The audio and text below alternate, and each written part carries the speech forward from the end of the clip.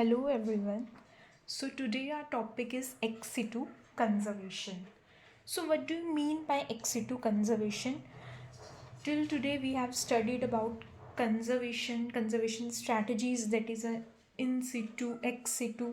So ex situ conservation it involves the maintenance and breeding of endangered plants and animals under partially or wholly controlled conditions in a specific area like zoo, garden, nurseries. Okay, it is the conservation of selected plants and animals in selected areas outside their natural habitat. जैसे कि आपको नाम से भी पता चल रहा है, ex situ means outside their natural habitat. So in this lecture we will study about different strategies which are considered under ex situ conservation, which are botanical gardens, zoological parks, cryopreservation, gene banks, seed banks, etc. Okay, firstly we will start with botanical gardens. So in botanical gardens, it is a technique for the conservation of endangered and threatened species in their local habitats. Government at various levels, educational institutions are all involved in maintaining this. Okay, more than 80,000 species can be found in more than 1500 botanical gardens. आपने most of the students जो colleges में पढ़े होंगे उन्होंने botanical gardens देखे होंगे अपने colleges में, यूनिवर्सिटीज़ में. ठीक है, वहाँ पे क्या किया जाता है, प्लांट्स की स्पीशीज़ को बचाया जाता है. ठीक है, next is your zoological parks और जूज़. ठीक है, आपने बहुत सारे जू में विजिट भी किया होगा. वहाँ पे क्या होता है कि डिफरेंट स्पीशीज़ ऑफ एनिमल्स जो है उन्हें कंजर्व किया जाता है, चाहे वो मैमल्स हों, बर्ड्स हों, रेप्टाइल्स हों, एम्फीबियंस हों. तो हमारे वर्ल्ड में around more than 800 professionally run zoos हैं that house around 3000 different species of mammals. तो ये भी एक तरह की क्या है, ex situ conservation. So another is your wildlife safari parks. आपको पता है सफारी पार्क्स में क्या होता है, एक व्हीकल के थ्रू आप जाते हैं, उसमें ड्राइव इन टूरिस्ट अट्रैक्शन है. ठीक है, वहाँ पे क्या है कि टूरिस्ट जो है एक व्हीकल के थ्रू जाते हैं और एनिमल्स को क्या है व्यू करते हैं, और वहाँ भी क्या है हमारी एनिमल्स की कंजर्वेशन हो रही है which is an ex situ type. So it is an also an x situ conservation technique.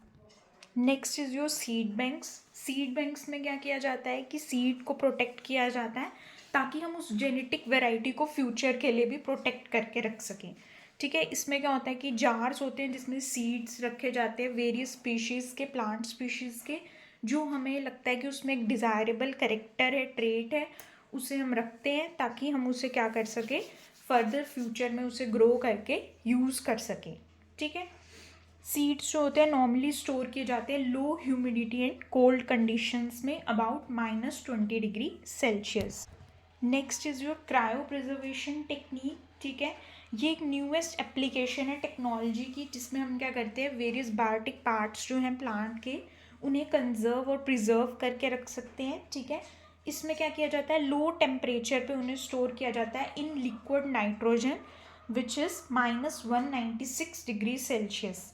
इस पे क्या होता है कि मेटाबॉलिक एक्टिविटीज़ जितनी भी हैं उस ऑर्गेनिज्म की वो स्टॉप हो जाती है अंडर लो टेम्परेचर, और फिर उसे फर्दर यूज़ किया जाता है for research purposes. So this technique is known as cryopreservation. इसमें हम लो टेम्परेचर का यूज़ करते हैं. Next is your gene banking. इसमें क्या किया जाता है, जो जेनेटिक वेरिएबिलिटी है उसे प्रिजर्व किया जाता है by gene bank under normal growing conditions. ये कोल्ड स्टोरेजेस हैं जहाँ पे जर्म प्लाज्म को हम स्टोर कर सकते हैं under control temperature and humidity for storage. ये एक इम्पॉर्टेंट तरीका है जिससे हम क्या कर सकते हैं, जेनेटिक रिसोर्सेज को कंजर्व कर सकते हैं. ठीक है, so next is your tissue culture technique. इसमें सोमेटिक टिश्यूज़ जो होते हैं उनको हम लैब की कंडीशंस में रखते हैं under control lighting and temperature to manage the cell development. ठीक है, इससे क्या होता है कि हम पॉसिबल कर सकते हैं कि क्लोनल पार्ट्स जो हैं उन्हें ग्रो कर सकें from a tiny amount of parent tissue.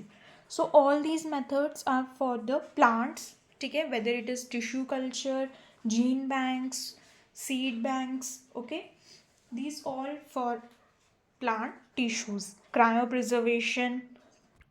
Now the techniques for animal conservation, ठीक है, इसमें भी सेम टेक्निक्स जो है यूज़ की जाती हैं। जैसे हमने प्लांट्स में जीन बैंक्स का यूज़ किया, वैसे ही एनिमल्स में भी हम जीन बैंक्स का यूज़ करते हैं, क्रायोजेनिक फैसिलिटीज़ यूज़ करते हैं ताकि हम लिविंग स्पर्म, एग्स, एम्ब्रियोज उनको जो है प्रिजर्व करके रख सकें। वैसे ही हम क्रायो प्रिजर्वेशन का भी यूज़ करते हैं, ठीक है, चाहे हमने मैमल से सैंपल लेने हो, रेप्टाइल से, बर्ड से, तो हम उसमें क्या यूज़ करते हैं, cryo preservation. So now what are the advantages of this ex situ conservation method? The organisms are completely protected from predators and poachers. जब हम एक controlled condition में एक lab में किसी species के part को conserve करके रखते हैं तो obviously it is safe from predators and poachers. Okay, population can be divided more effectively in the case of disaster. Genetic diversity जो population की है वो हम measure कर सकते हैं। इंडिविजुअल की हेल्थ जो है वो ट्रैक कर सकते हैं, medical assistance time to time provide कर सकते हैं। ओके, मॉडर्न जो रिप्रोडक्टिव टेक्नोलॉजी है can increase the chances of reproductive success. Research on an endangered species, reproductive physiology, way of life and ecology is made simpler. Educational activities can take place at conservation areas. आप educational activities भी carry on कर सकते हैं। अगर आप एक lab condition में आप स्टूडेंट्स को दिखा सकते हैं कि कैसे आप एक जीन को कंजर्व कर रहे हैं, प्रिजर्व कर रहे हैं। Now what are the disadvantages associated with the ex situ conservation? जैसे कि आपको पता है कि इसमें क्रिएचर जो है आउटसाइड इट्स नेचुरल और नॉर्मल हैबिटेट रह रहा है, तो उससे क्या हो सकती है, न्यूट्रिशनल प्रॉब्लम्स हो सकती हैं, वाइड वेराइटी ऑफ डिजीजेस जो हैं वो उससे हो सकती हैं। Animal might not behave normally क्योंकि वो अपनी नेचुरल कंडीशन में नहीं है, ठीक है। Attempting to reproduce at times में become difficult and appropriate environmental conditions उन्हें प्रोवाइड करना वो भी एक चैलेंजिंग फैक्टर है। Okay, acceptance by the species current wild members में प्रेजेंट challenges. Thank you.